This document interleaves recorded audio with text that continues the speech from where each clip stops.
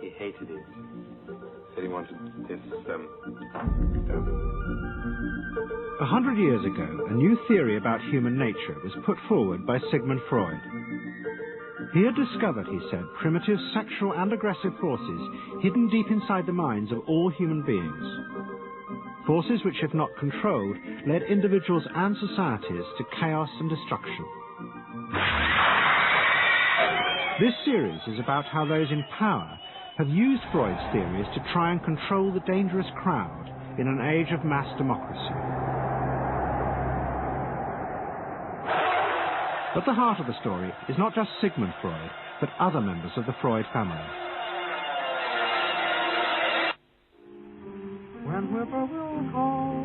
This episode is about Freud's American nephew, Edward Bernays. Bernays is almost completely unknown today, but his influence on the 20th century was nearly as great as his uncle's. Because Bernays was the first person to take Freud's ideas about human beings and use them to manipulate the masses.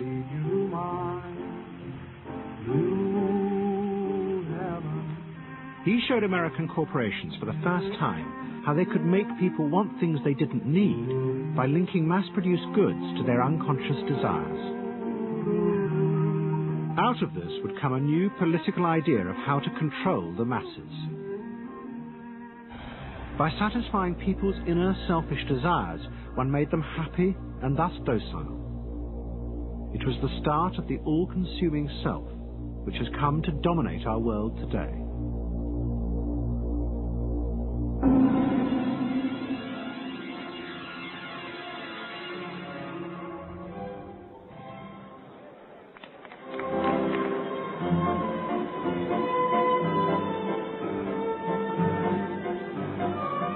Freud's ideas about how the human mind works have now become an accepted part of society, as have psychoanalysts.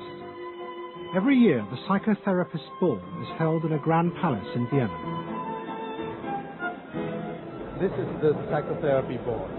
Psychotherapists come, some advanced patients come, or former patients come, and many other people, friends, but also people from the Viennese society who like to go to a nice, elegant, comfortable ball. But it was not always so. 100 years ago, Freud's ideas were hated by Viennese society. At that time, Vienna was the center of a vast empire ruling Central Europe. And to the powerful nobility of the Habsburg court, Freud's ideas were not only embarrassing, but the very idea of examining and analyzing one's inner feelings was a threat to their absolute control. You see, at that time, these people had the power. And of course, you just were not allowed to show your bloody feelings. I mean, you just couldn't. You know, I mean, you couldn't, if you were unhappy. Can you imagine, for instance, you sit somewhere in the country in a castle, you are deeply unhappy, you are a woman. You couldn't go to your maid and cry on her shoulders, or you couldn't go into the village and complain, you know, about your feelings. I mean, you couldn't, it was like selling yourself to somebody. You just couldn't. You know? Because they had to respect you. Now, of course, Freud, you see, put that thought very much into question, because you see, to examine yourself, you would have to put a lot of other things into question. Your society, everything that surrounds you. And that wasn't a good thing at that time. Why not? Because your self-created empire, to a certain extent, would have fallen into bits much earlier already. But what frightened the rulers of the empire even more was Freud's idea that hidden inside all human beings were dangerous instinctual drives. Freud had devised a method he called psychoanalysis. By analyzing dreams and free association, he had unearthed, he said, powerful sexual and aggressive forces which were the remnants of our animal past. Feelings we repressed because they were too dangerous. Freud devised a method for exploring a hidden part of the mind, which we nowadays call the unconscious, which is a part that is totally unknown to our consciousness, that there exists a barrier in all our minds which prevents these hidden and unwelcome impulses of the unconscious from emerging. Good night.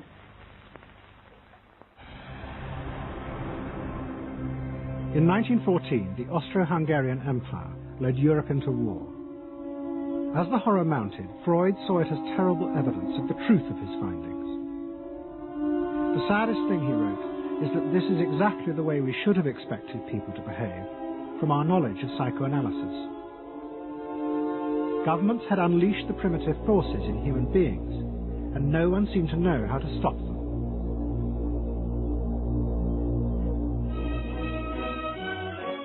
At that time, Freud's young nephew, Edward Bernays, was working as a press agent in America. His main client was the world-famous opera singer Caruso, who was touring the United States.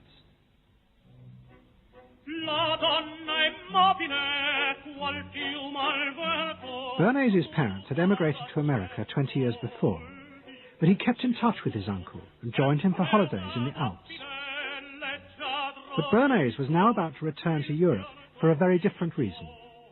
On the night that Caruso opened in Toledo, Ohio, America announced it was entering the war against Germany and Austria. As a part of the war effort, the US government set up a Committee on Public Information, and Bernays was employed to promote America's war aims in the press. The President, Woodrow Wilson, had announced that the United States would fight not to restore the old empires, but to bring democracy to all of Europe. And Bernays proved extremely skillful in promoting this idea, both at home and abroad. And at the end of the war, he was asked to accompany the President to the Paris Peace Conference. Then, to my surprise, they asked me to go over with Woodrow Wilson to the peace conference. And at the age of 26, I was in Paris for the entire time of the peace conference that was held in the suburb of Paris, and we worked to make the world safe for democracy. That was a big slogan. Wilson's reception in Paris astounded Bernays and the other American propagandists.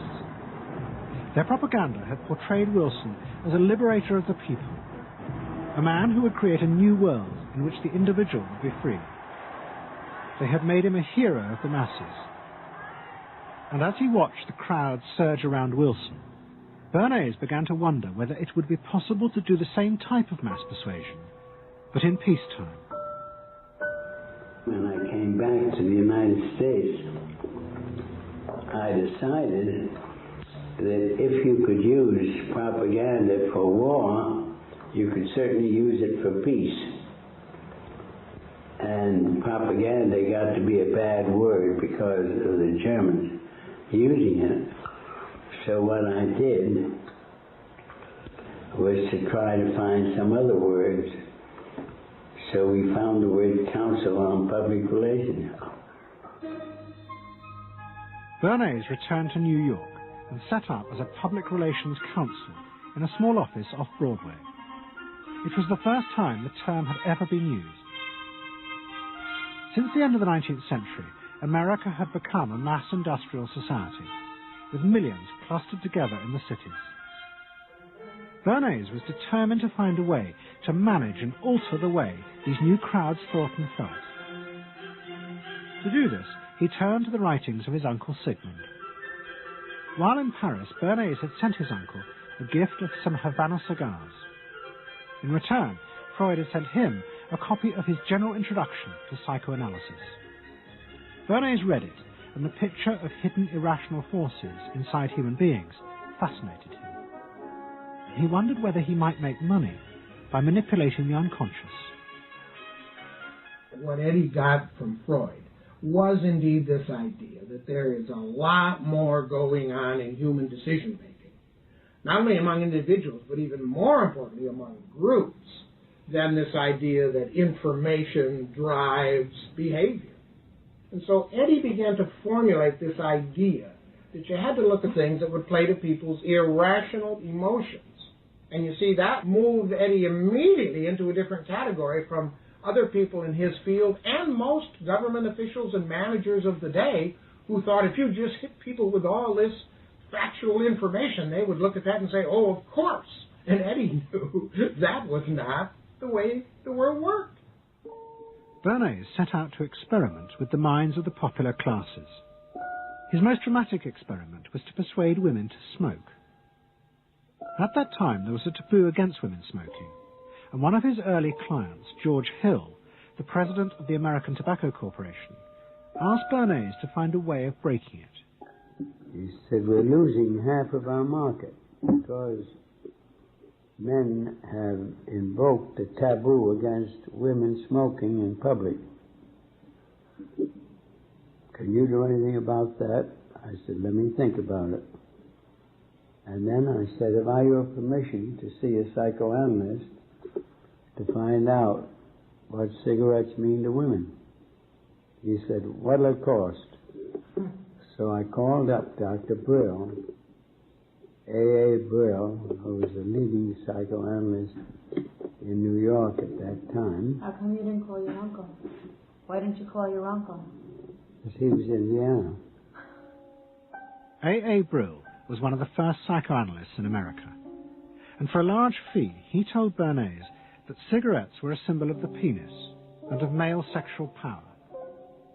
He told Bernays that if he could find a way to connect cigarettes with the idea of challenging male power, then women would smoke, because then they would have their own penises. Every year, New York held an Easter Day parade to which thousands came, and Bernays decided to stage an event there. He persuaded a group of rich debutantes to hide cigarettes under their clothes.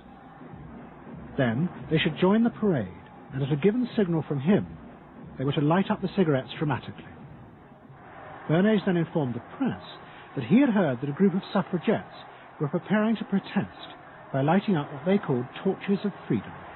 He knew this would be an outcry, and he knew that all of the photographers would be there to capture this moment. And so he was ready with a phrase which was torches of freedom.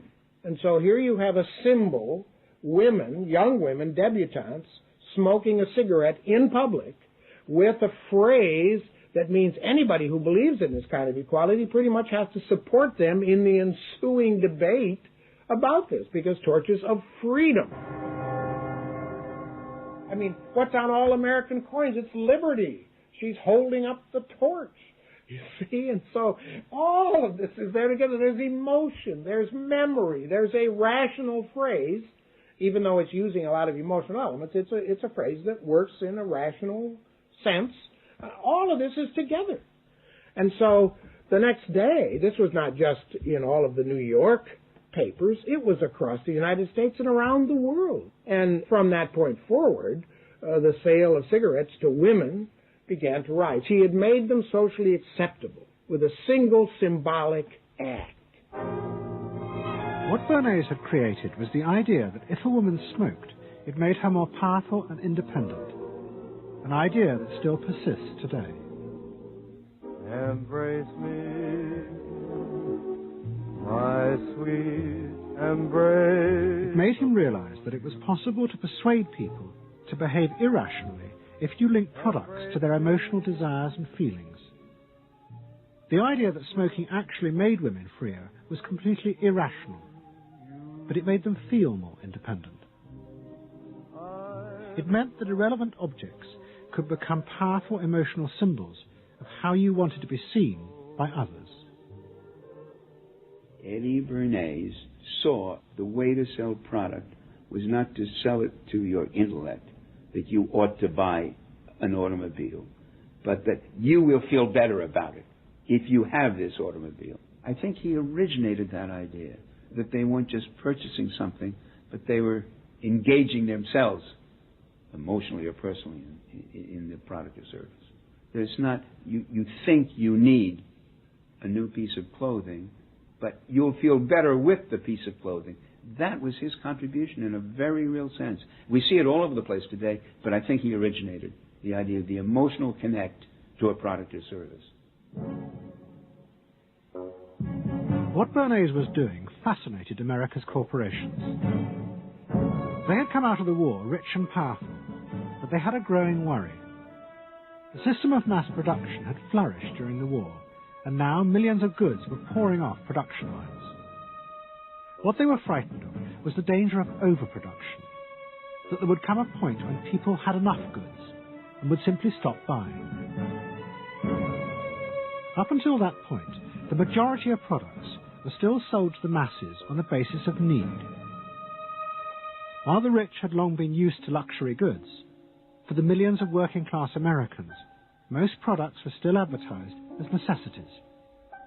Goods like shoes, stockings, even cars were promoted in functional terms for their durability. The aim of the advertisements was simply to show people the product's practical virtues, nothing more.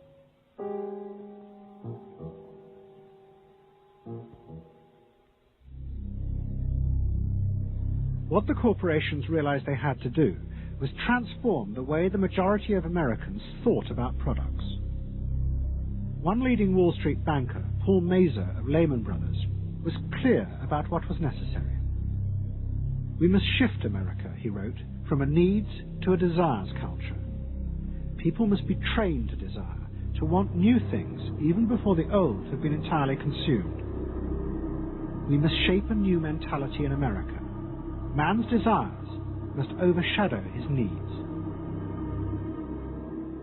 Prior to that time, there was no American consumer. There was the American worker, and there was the American owner, and they manufactured and they saved and they ate what they had to, and the people shopped for what they needed.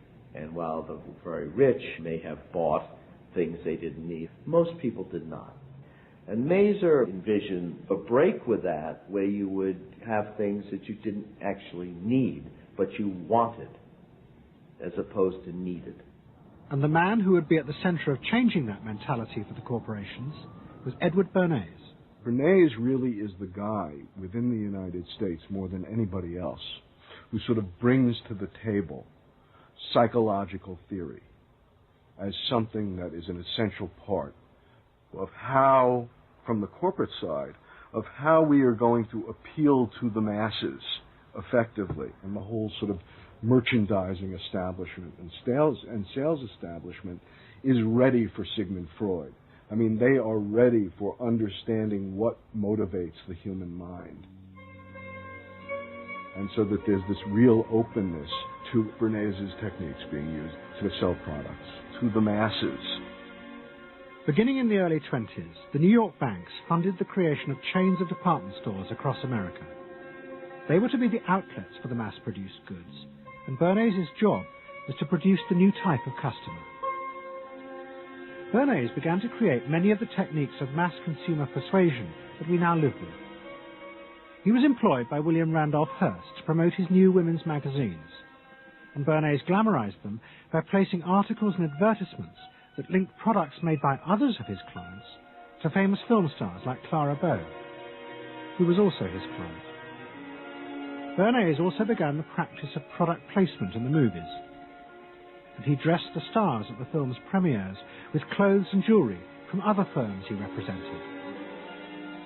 He was, he claimed, the first person to tell car companies they could sell cars as symbols of male sexuality. He employed psychologists to issue reports that said products were good for you, and then pretended they were independent studies. He organized fashion shows in the department stores and paid celebrities to repeat the new and essential message: you bought things not just for need, but to express your inner sense of yourself to others. There's a psychology of dress. Have you ever thought about it? How it can express your character? You all have interesting characters, but some of them are all hidden. I wonder why you all want to dress always the same, with the same hats and the same coats.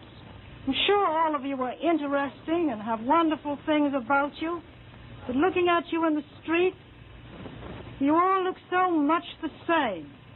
And that's why I'm talking to you about the psychology of dress. Try and express yourselves better in your dress. Bring out certain things that you think are hidden. I wonder if you've thought of this angle of your personality. I'd like to ask you some questions. Why do you like short skirts? Oh, because there's more to see. More to see, eh? What good does that do you? It makes you more attractive. It does? In 1927, an American journalist wrote, "A change has come over our democracy. It is called consumptionism. The American citizen's first importance to his country is now no longer that of citizen, but that of consumer." The growing wave of consumerism helped in turn to create a stock market boom. And yet again, Edward Bernays became involved, promoting the novel idea that ordinary people should buy shares, borrowing money from banks he also represented. And yet again, millions followed his advice. He was uniquely knowledgeable about how people in large numbers are going to react to products and ideas and so on. But in political terms, if he were to go out, so I can't imagine that he could get 3 people to stand and listen. Wasn't particularly articulate, was a kind of funny looking, and didn't have any sense of reaching out for people one-on-one. None at all. He didn't think about people in groups of one, thought about people in groups of thousands. So I would have nothing to do with it. Hello? Bernays soon became famous as the man who understood the mind of the crowd. And in 1924, the president contacted him. President Coolidge was a quiet, taciturn man and had become a national joke. The press portrayed him as a dull, humorless figure. Bernays' solution was to do exactly the same as he had done with products. He persuaded 34 famous film stars to visit the White House. And for the first time, politics became involved with public relations. And I lined up these 34 people, and I'd say, "What's your name?" He'd say, "Al Jolson." I'd say, "Mr. President, Al Jolson." Next day, every newspaper in the United States had a front page story. President Coolidge entertains actors at White House. And the Times had a headline which said, "President nearly laughed." And everybody was happy. But while Bernays became rich and powerful in America, in Vienna his uncle was facing disaster. Like much of Europe, Vienna was suffering an economic crisis and massive inflation, which wiped out all of Freud's savings. Facing bankruptcy, he wrote to his nephew for help. Bernays responded by arranging for Freud's works to be published for the first time in America, and began to send his uncle precious dollars, which Freud kept secretly in a foreign bank account. He was Freud's agent, if you will, to get his books published. Well, of course, once the books were being published, Eddie couldn't help himself but promote these books, see that everybody read them, make them controversial, emphasize the fact that, do you know what Freud says about sex and what he says cigarettes are a symbol of and so on and so forth? How do you suppose all those stories got out? Certainly the academics weren't spreading these around the country. Eddie Bernays was. Then, when Freud became accepted, well then, of course, to go to a client and say, "Well, Uncle Siggy," see, then that had some cachet. But notice there, first Eddie created Uncle Siggy in the U.S., made him acceptable, secondly, and thirdly, then capitalized on Uncle Siggy. Typical Bernays performance. Bernays also suggested that Freud promote himself in the United States. He proposed his uncle write an article for Cosmopolitan, a magazine that Bernays represented, entitled "A Woman's Mental Place in the Home." Freud was furious. Such an idea, he said, was unthinkable. It was vulgar, and anyway, he hated America. Freud was now becoming increasingly pessimistic about human beings. In the mid-20s, he retreated in the summers to the Alps, sometimes staying in an old hotel, the Pension Moritz in Berchtesgaden. It is now a ruin. Freud began to write about group behavior, about how easily the unconscious aggressive forces in human beings could be triggered when they were in crowds. Freud believed he had underestimated the aggressive instincts in human beings. They were far more dangerous than he had originally thought. After World War I, Freud was basically a pessimist. He felt that man is an impossible creature, a very, very sadistic and bad species, and did not believe that man can be improved. Man is a ferocious animal, the most ferocious animal that exists. They enjoy torturing and killing, and he didn't like man. The publication of Freud's works in America had an extraordinary effect on journalists and intellectuals in the 1920s. What fascinated and frightened them was the picture Freud painted of submerged, dangerous forces lurking just under the surface of modern society. Forces that could erupt easily to produce the frenzied mob which had the power to destroy even governments. It was this they believed had happened in Russia. To many, this meant that one of the guiding principles of mass democracy was wrong. The belief that human beings could be trusted to make decisions on a rational basis. The leading political writer, Walter Lippmann, argued that if human beings were in reality driven by unconscious, irrational forces, then it was necessary to rethink democracy. What was needed was a new elite who could manage what he called the bewildered herd. This would be done through psychological techniques that would control the unconscious feelings of the masses. So here you have Walter Lippmann, probably the most influential political thinker in the United States, who is essentially saying that the basic mechanism of the mass mind is unreason, is irrationality, is animality. He believes that the mob in the street, which is how he sees ordinary people, are people who are driven not by their minds but by their spinal cords. The notion of kind of animal drives, unconscious instinctual drives lurking beneath the surface of civilization. And so they started looking towards psychological science as a way of understanding the mechanisms by which the popular mind works, specifically with the goal of figuring out how to understand how to apply those mechanisms to strategies for social control. Edward Bernays was fascinated by Lippmann's arguments, and also saw a way to promote himself by using them. In the 1920s, he began to write a series of books which argued that he had developed the very techniques Lippmann was calling for. By stimulating people's inner desires and then sating them with consumer products, he was creating a new way to manage the irrational force of the masses. He called it the engineering of consent. Democracy, to my father, was a wonderful concept, but I don't think he felt that all those publics out there had reliable judgment, and that they very easily might vote for the wrong man or want the wrong thing, so that they had to be guided from above. It's enlightened despotism in a sense. You appeal to their desires and their unrecognized longings, that sort of thing. That you can tap into their deepest desires or their deepest fears and use that to your own purposes. And then, in 1928, a president came to power who agreed with Bernays. President Hoover was the first politician to articulate the idea that consumerism had become the central motor of American life.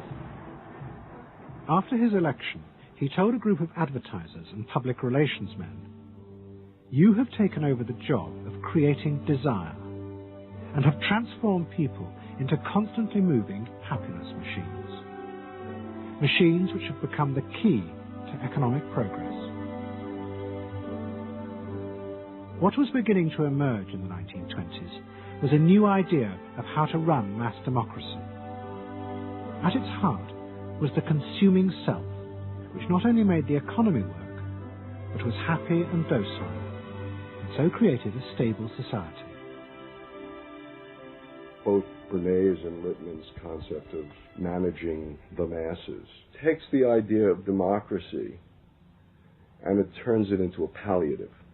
It turns it into giving people some kind of feel-good medication that will respond to an immediate pain or an immediate yearning, but will not alter the objective circumstances one iota. I mean, democracy really, the idea of democracy at its heart was about changing the relations of power that had governed the world for so long. And Bernays' concept of democracy was one of maintaining the relations of power, even if it meant that one needed to sort of stimulate the psychological lives of the public. And in fact, in his mind, that was what was necessary. That if you can keep stimulating the irrational self, then leadership can basically go on doing what it wants to do. Bernays now became one of the central figures in a business elite that dominated American society and politics in the 1920s. He also became extremely rich and lived in a suite of rooms in one of New York's most expensive hotels, where he gave frequent parties. Oh my goodness. He had a home in the corner suite of the Sherry Netherland Hotel. And here's this wonderful suite with all these windows looking out on Central Park and across at the plaza and on the square. And he would use this place to hold a soiree. The mayor would come. All the media leaders would come. The political leaders, the business leaders, the people in the arts. I mean, it was a who's who. People wanted to know Eddie Bernays because, you know, he himself became a sort of a famous man, a sort of a magician who could make these things happen. He knows everybody. He knows the mayor and he knows the senator, and he called politicians on the telephone as if he did get literally a high or a bang out of doing what he did. And that's fine, but it can be a little hard on the people around you, especially when you make other people feel stupid. People who worked for him were stupid, and children were stupid, and if people did things in a way that he wouldn't have done them, they were stupid. It was a word that he used over and over and over, dope and stupid. And the masses? They were stupid.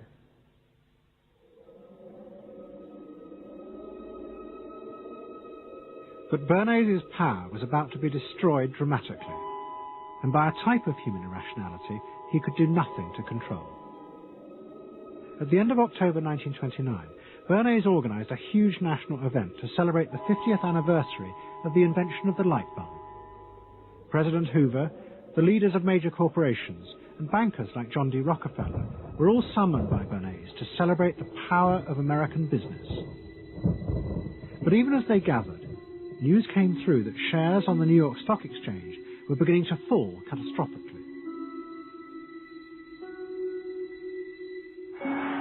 Throughout the 1920s, speculators had borrowed billions of dollars. The banks had promoted the idea that this was a new era where market crashes were a thing of the past. But they were wrong. What was about to happen was the biggest stock market crash in history. Investors had panicked and begun to sell in a blind, relentless fury that no reassurance by bankers or politicians could halt. And on the 29th of October 1929, the market collapsed.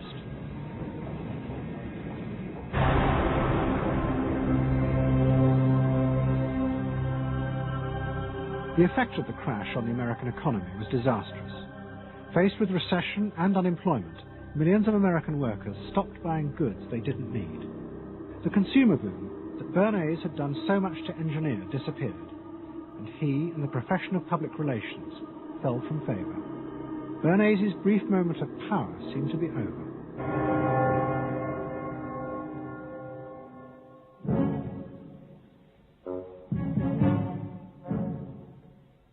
The effect of the Wall Street crash on Europe was also catastrophic. It intensified the growing economic and political crisis in the new democracies. In both Germany and Austria, there were violent street battles between the armed wings of different political parties. Against this backdrop, Freud, who was suffering from cancer of the jaw, retreated yet again to the Alps. He wrote a book called Civilization and Its Discontents. It was a powerful attack on the idea that civilization was an expression of human progress. Instead, Freud argued, civilization had actually been constructed to control the dangerous animal forces inside human beings. What was implicit in Freud's argument was that the ideal of individual freedom, which was at the heart of democracy, was impossible. Human beings could never be allowed to truly express themselves because it was too dangerous. They must always be controlled and would thus always be discontent.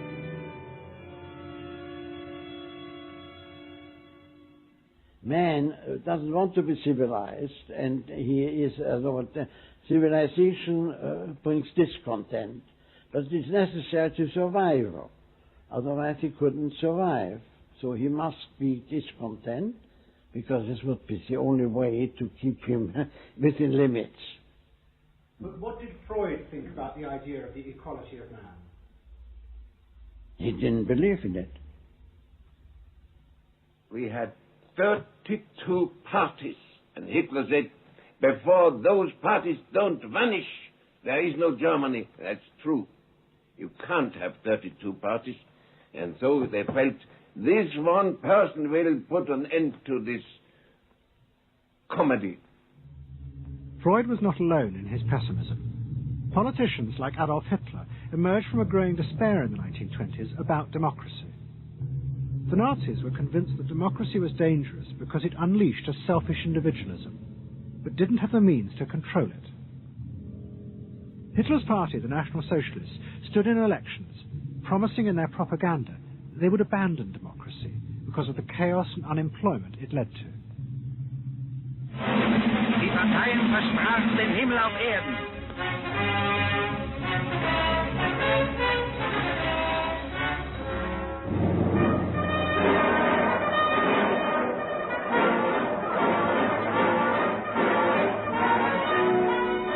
In March 1933, the National Socialists were elected to power in Germany, and they set out to create a society that would control human beings in a different way. One of their first acts was to take control of business. The planning of production would in future be done by the state. The free market was too unstable, as the crash in America had proved. Workers' leisure time was also planned by the state through a new organization called Strength Through Joy. One of its mottos was service, not self.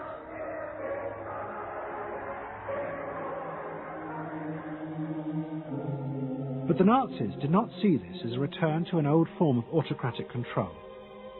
It was a new alternative to democracy, in which the feelings and the desires of the masses would still be central, but they would be channeled in such a way as to bind the nation together. The chief exponent of this was Joseph Goebbels, the Minister of Propaganda. Es mag gut sein, Macht zu besitzen, die auf Gewehren ruht. Besser aber und beglückender ist es, das Herz eines Volkes zu gewinnen und es auch zu behalten.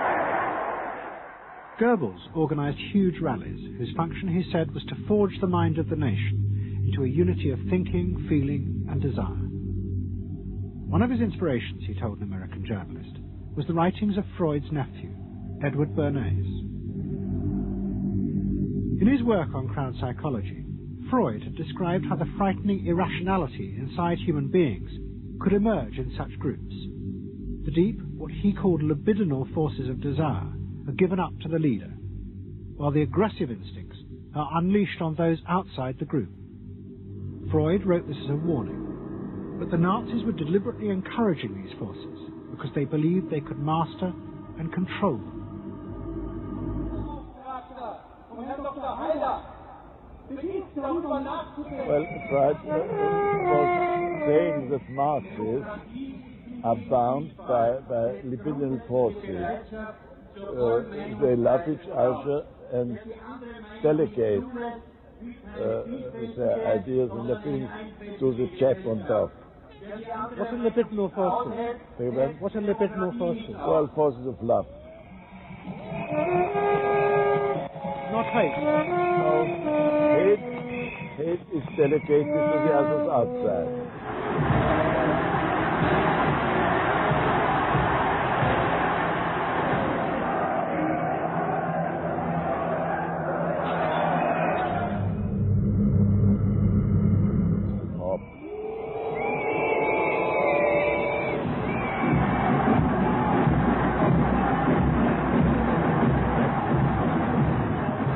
I could see from afar, looking up Wilhelmstrasse towards Unter den Linden, how those 100,000 of people, when they passed Hitler, they just became completely delirious.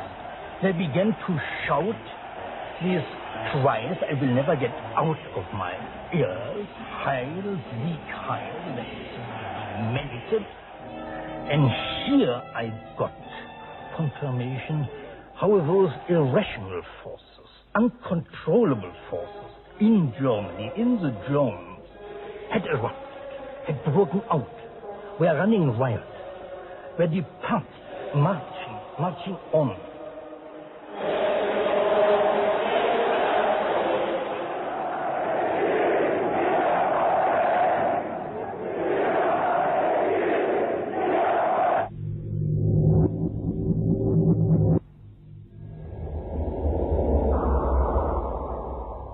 And in America too, democracy was under threat from the force of the angry mob. The effect of the stock market crash had been disastrous. There was growing violence as an angry population took out their frustration on the corporations who were seen to have caused this disaster. Then, in 1932, a new president was elected who was also going to use the power of the state to control the free market. But his aim was not to destroy democracy, but to strengthen it. And to do this, he was going to develop a new way of dealing with the masses. I am prepared, under my constitutional duty, to recommend the measures that a stricken nation in the midst of a stricken world may require. But in the event that the national emergency is still critical, I shall not evade the clear course of duty that will then confront me. I shall ask the Congress for the one remaining instrument to meet the crisis: broad executive power.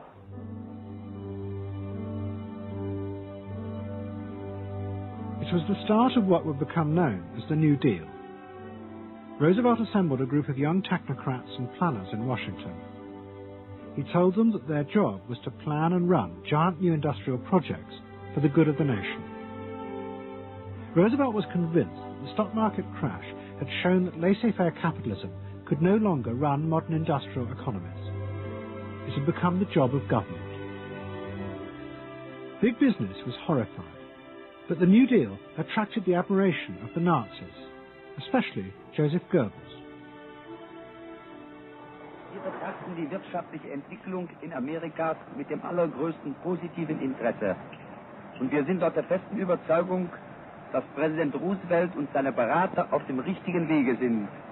Es handelt sich in der Tat um das größte wirtschaftliche und soziale Problem aller Zeiten.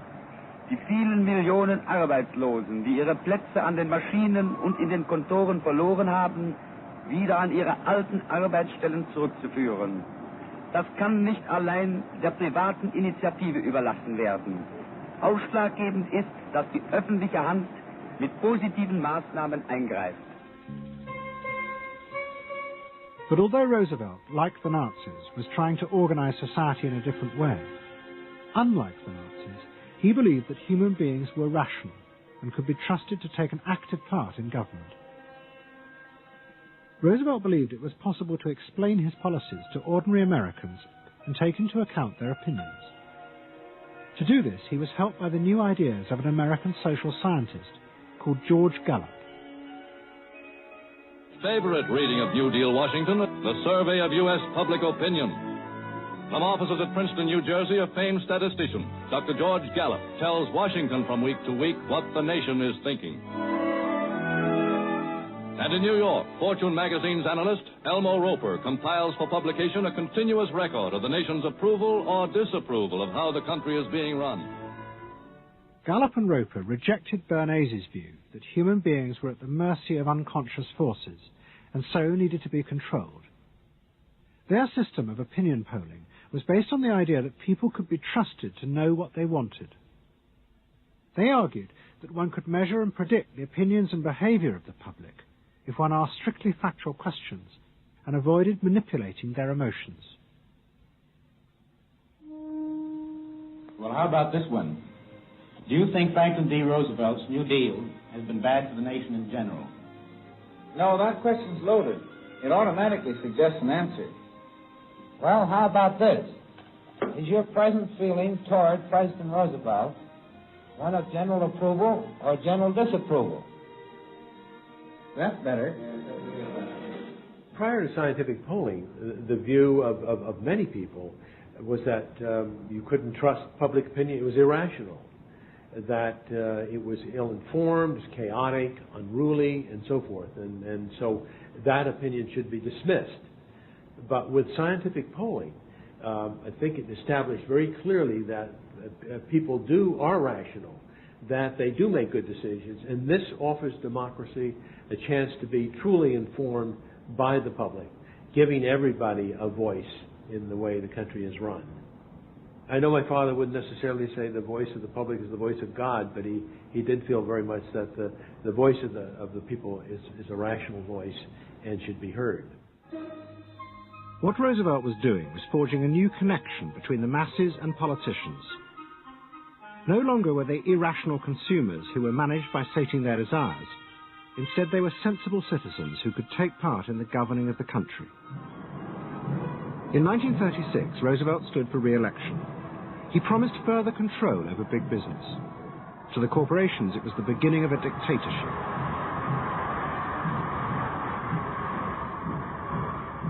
Roosevelt interferes with private enterprise and is running the country into debt for generations to come.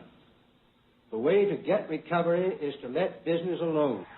But Roosevelt was triumphantly re-elected. It looks, my friends, like a real landslide this time. So please let me thank you again and tell you that I hope to see you all very soon and bid you an affectionate good night. Faced with this, business now decided to fight back, to regain power in America. At the heart of the battle would be Edward Bernays and the profession he had invented, public relations. Following that election, business people start to get together and start to carry on discussions, primarily in private, and they start talking to each other about the need to sort of carry on ideological warfare against the New Deal and to sort of reassert the sort of connectedness between the idea of democracy on the one hand and the idea of privately owned business on the other. And so, under the umbrella of an organization which still exists, which is called the National Association of Manufacturers, and whose membership included all of the major corporations of the United States, a campaign is launched explicitly designed to create emotional attachments between the public and big business. It's Bernays' techniques being used on a grand scale. I mean, totally.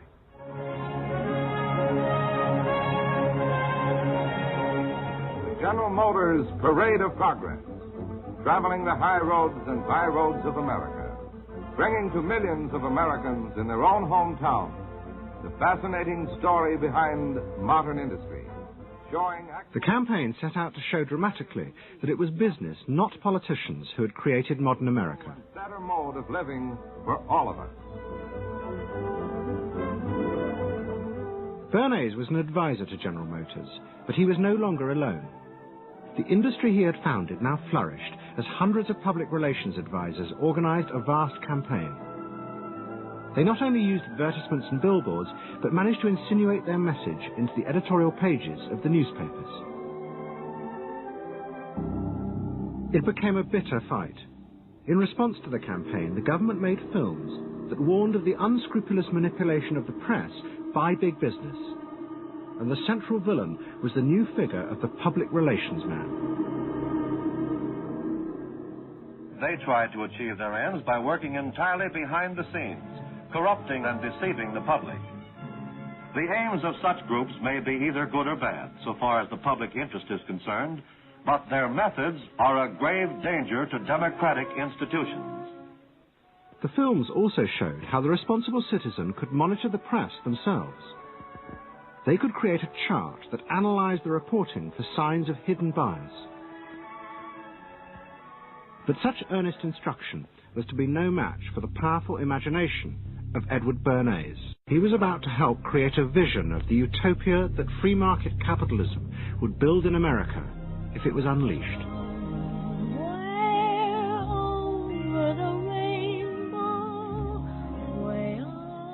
In 1939, New York hosted the World's Fair. Edward Bernays was a central advisor. He insisted that the theme be the link between democracy and American business.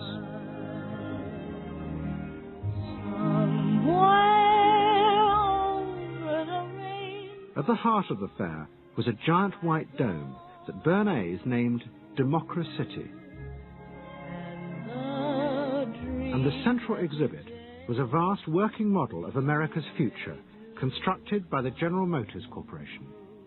To my father, the World's Fair was an opportunity to keep the status quo, that is, capitalism in a democracy. Democracy and capitalism, that marriage.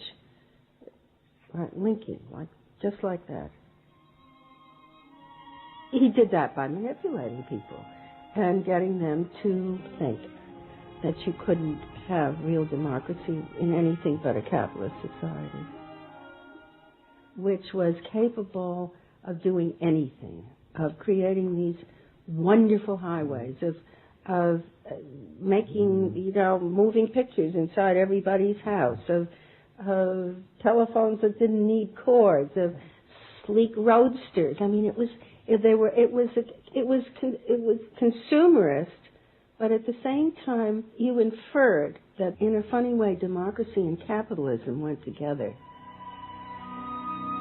The World's Fair was an extraordinary success and captured America's imagination. The vision it portrayed was of a new form of democracy, in which business responded to people's innermost desires in a way politicians could never do. But it was a form of democracy that depended on treating people not as active citizens as Roosevelt did, but as passive consumers. Because this, Bernays believed, was the key to control in a mass democracy.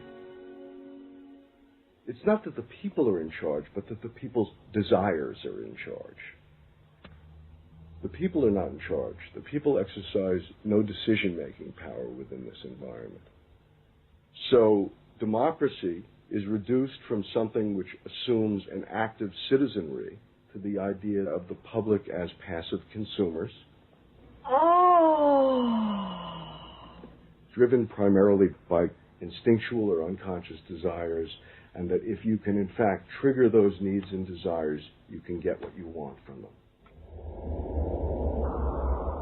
But this struggle between the two views of human beings as to whether they were rational or irrational was about to be dramatically affected by events in Europe.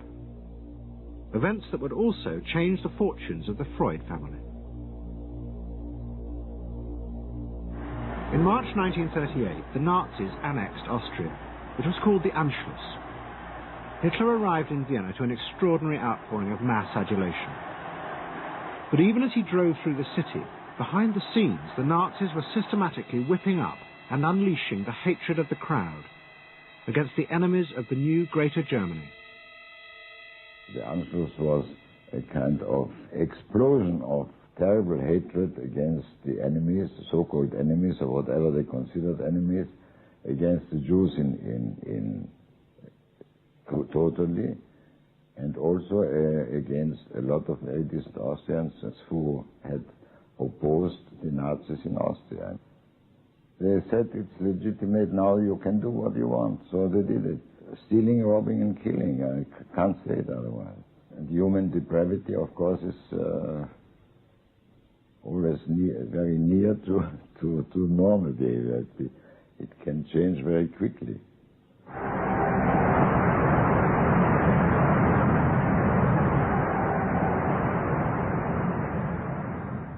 As the violence and assassinations raged in Vienna, Freud decided he had to leave. His aim was to go to Britain, but he knew that Britain, like many countries, was refusing entry to most Jewish refugees. But help came from the leading psychoanalyst in Britain, Ernest Jones. He was in the same ice skating club as the Home Secretary, Sir Samuel Hoare, and Jones persuaded Hoare to issue Freud a British work permit. And in May 1938, Freud, his daughter Anna, and other members of his family set off for London.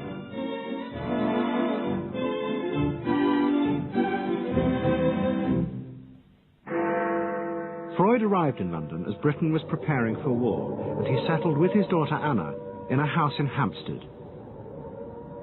But Freud's cancer was now far advanced, and in September 1939, just 3 weeks after the outbreak of war, he died.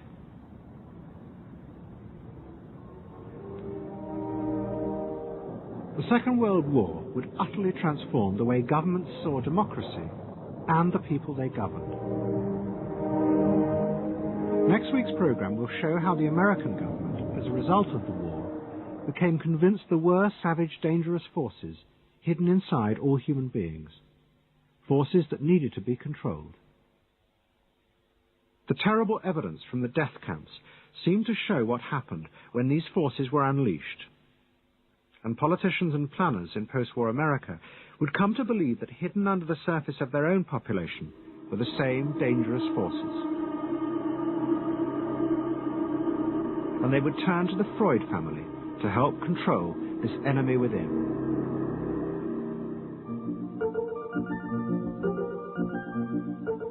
And ever adaptable, Edward Bernays would work not just for the American government, but the CIA. And Sigmund Freud's daughter Anna would also become powerful in the United States, because she believed that people could be taught to control the irrational forces within them. Out of this would come vast government programs to manage the inner psychological life of the masses.